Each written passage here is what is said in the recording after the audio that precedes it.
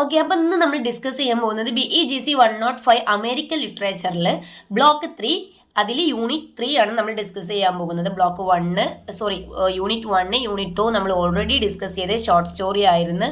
Okay, ഇനി unit 3 ആണ് നമ്മൾ ഡിസ്കസ് ചെയ്യാൻ പോകുന്നത്. എന്താണ് വില്ല കാദർ എഴുതിയിട്ടുള്ള ഓൺ ദി ഗേൾസ് റോഡാണ്. അപ്പോൾ ഇതിൽ സമ്മറിയിലോട്ട് നമുക്ക് പോകാം. ഓക്കെ, അതിന് മുന്നേ നമുക്ക് തീം ഏകദേശം വരുന്നത് ഒരു അൺഫുൾഫിൽഡ് ലവ്, നിറവേറ്റപ്പെടാത്തൊരു സ്നേഹവും, ലോൺലിനെസ് ഇൻ മാരേജ്, വിവാഹ ജീവിതത്തിലെ ഏകാന്തതയും, പിന്നീട് യാത്രയിലെ മെമ്മറീസും, ഇതൊക്കെയാണ് ഇതിലൂടെ പറയുന്നത്. ഓക്കെ, അപ്പോൾ നമുക്ക് കഥയിലോട്ട് കിടക്കാം. On the girls road is A nostalgic short story. Girls road എന്ന് പറയുന്നത് എന്താണ്? ഒരു നൊസ്റ്റാൾജിക് ആയിട്ടുള്ള ഷോർട്ട് സ്റ്റോറിയാണ്. ഇൻ വിച്ച് ദി നറേറ്റർ, ഇതിൽ എന്താണ് നറേറ്റർ ആൻഡ് ഓൾഡർ മെൻ, എന്താണ് ഒരു പ്രായം ചെന്ന മനുഷ്യനാണ്. Remembers A powerful and bitter sweet experience from his youth. അയാൾ ഈ ഓൾഡർ മാൻ ആയിട്ടുള്ള നറേറ്റർ അയാളുടെ യൂത്തിൽ അയാൾക്ക് എക്സ്പീരിയൻസ് ചെയ്തിട്ടുള്ള ഒരു പവർഫുൾ ആയിട്ട് നല്ല സ്ട്രോങ് ആയിട്ടുള്ള, അതുപോലെ ബിറ്റർ സ്വീറ്റ്, ഒരു കൈപ്പേറിയ മധുരം എന്ന് പറയില്ലേ, അതുപോലുള്ള ഒരു മെമ്മറി റിമെമ്പേഴ്സ്, ഓർത്തെടുക്കുകയാണ്. ഓക്കെ, മെനി ഇയേഴ്സ് ഏർലിയർ, എന്താണ് ഒരുപാട് വർഷങ്ങൾക്ക് മുൻപ്, when he was a young diplomat, അയാൾ ഒരുപാട് ചെറുപ്പവും യങ്ങൊക്കെ ആയിരുന്ന സമയത്ത്, he travelled by ship from Europe to America. അയാൾ എന്ത് ചെയ്തിട്ടുണ്ട്? ഒരു യാത്ര ചെയ്തിട്ടുണ്ട്. എവിടേക്ക്? യൂറോപ്പിൽ നിന്ന് അമേരിക്കയിലേക്ക് ഷിപ്പ് വഴി ഒരു യാത്ര ചെയ്തിട്ടുണ്ട്. ഡ്യൂറിങ് ദാറ്റ് ജേർണി, ആ യാത്രയിൽ he met A married woman named Alexandra Carol. ഇയാൾ എന്ത് ചെയ്ത്? ഈ യാത്രയിൽ ഒരു കല്യാണം കഴിഞ്ഞ മാരീഡ് ആയിട്ടുള്ള ഒരു വുമണിനെ കണ്ടുമുട്ടാണ്. എന്താണ് പേര്? അലക്സാൻഡ്ര കെക്കോ. ഓക്കെ, ഇനി ചിലയിടത്ത് ഇത് അലക്സാൻഡ്ര കരോളൈ എന്നും പറയുന്നുണ്ട് കേട്ടോ. Okay, Alexandra was beautiful.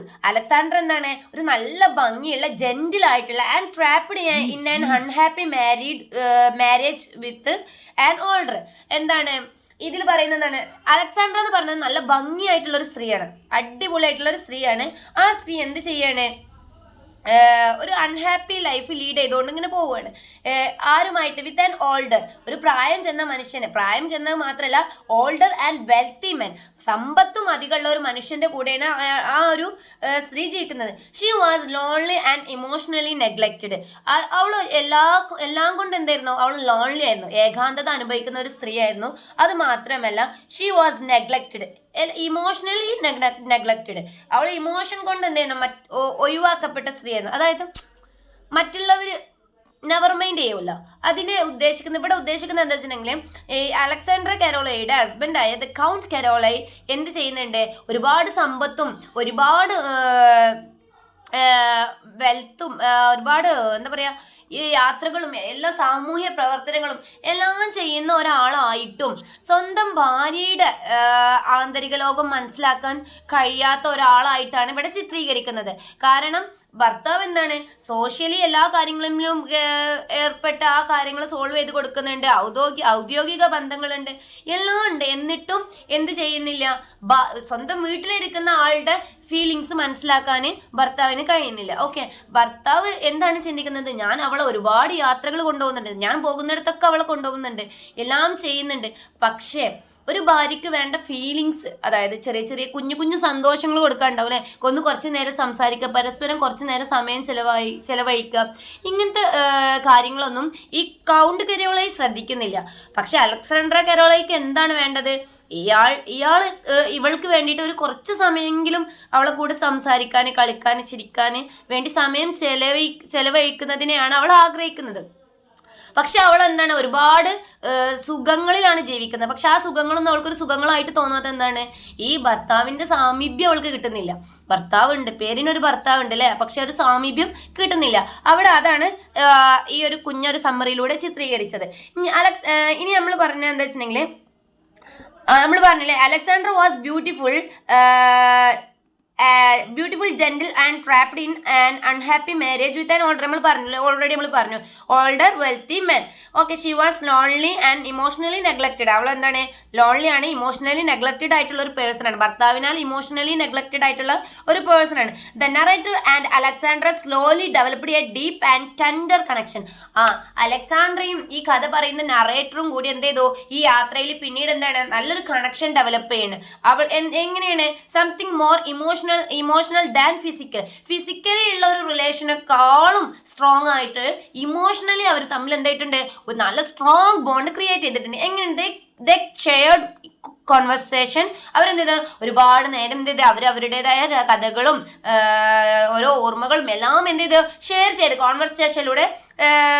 കോൺവെർസേഷനിലൂടെ എന്ത് ചെയ്ത് ഷെയർ ചെയ്ത്. പിന്നെ അവർക്ക് എന്ത് ചെയ്ത് ഒരു കംഫർട്ട് ആൻഡ് അഫെക്ഷൻ ഫീൽ ചെയ്യുന്നത്. അവർ തമ്മിൽ തന്നെ ഇങ്ങനെ കുറേ സംസാരിക്കുമ്പോൾ തന്നെ മനസ്സ് ഒരുപാട് ഓപ്പൺ ആകുമ്പോൾ തന്നെ എന്ത് ചെയ്യും, ഒരു കംഫർട്ട് സോൺ നമുക്ക് ക്രിയേറ്റ് ചെയ്യും, അല്ലെങ്കിൽ ആ ആളോട് ഒരു അഫെക്ഷൻ നമുക്ക് തോന്നും അല്ലേ. But they never crossed the boundaries of her marriage. പക്ഷേ ഈ നറേറ്ററും അതുപോലെ ഈ അലക്സാണ്ട്രിയ കരോളയും ഒരിക്കലും കരോളയെ നമ്മൾ നിക്നെയിമായിട്ട് വിളിക്കുന്ന ഒലീവിയ എന്നാട്ടോ.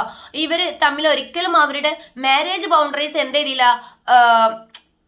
ക്രോസ് ചെയ്തിട്ടില്ല. കാരണം ആ നറേറ്റർക്ക് അറിയാം, നറേറ്റർക്ക് ഉള്ളിലൊരു ഇഷ്ടം ഫീൽ ചെയ്യുന്നുണ്ടെങ്കിലും നറേറ്റർ എന്ത് ചെയ്തിട്ടില്ല, ആ ബൗണ്ടറീസ് ഒന്നും കടന്നിട്ടില്ല. കാരണം അവർക്ക് തമ്മിൽ അറിയാം ആ ഒരു സ്ത്രീ മാരേജ് കഴിഞ്ഞതാണ് എന്നുള്ളതും.